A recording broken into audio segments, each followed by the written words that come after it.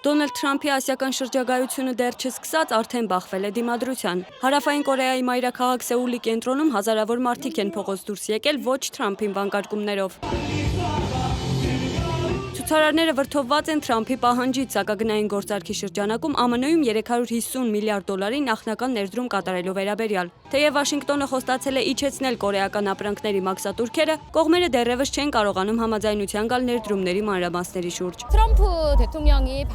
Այն պահին, երբ մեր երկիրը պետք է կենտրոնանա սեփական ֆինանսական համակարգի արդյունավետ կառավարման վրա, Միացյալ Նահանգները գործում է ավազակորեն, հանկարծակիի բերելով, ճնշելով եւ թալանելով մեզ։ Իսկ Դոնալդ Թրամփը ինքնաթիռում լրագրողների հետ զրույցում մի քանի կարևոր հայտարարություն է արել։ Նախ նա ջերմ խոսքեր է հղել Ճապոնիայի նորընտիր վարչապետ Սանաե Տակաիչիին։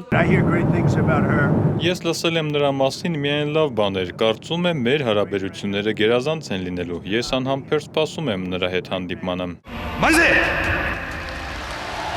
Թրամփը նաև խոսել է Հյուսիսային Կորեայի նախագահի հետ հնարավոր հանդիպման մասին, ակնարկելով, որ ցանկանում է հանդիպել Կիմ Չեն Ընի հետ։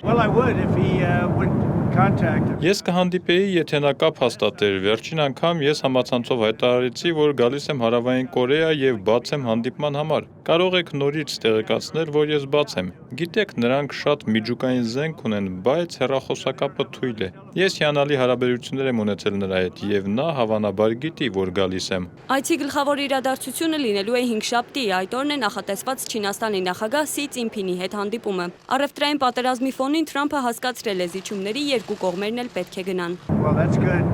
Նրանք պետք է զիջումների գնան, կարծում եմ մենք նույնպես։ Մենք նրանց համար 157%-անոց մաքսատուրք ենք սահմանել եւ կարծում եմ դա նրանց համար տանելի է։ Նրանք ցանկանում են, որ այն իջեցվի, իսկ մենք էլ նրանցից որոշակի բաներ ենք ուզում։ Կարծում եմ ամեն ինչ շատ լավ կստացվի։ Թրամփը մտադիր է Սի Ծինփինի հետ քննարկել նաև Ռուսաստանի եւ Ուկրաինայի հարցը, ակնկալելով Պեկինի աջակցությունը Մոսկվայի դեմ պատժամիջոցների հարցում։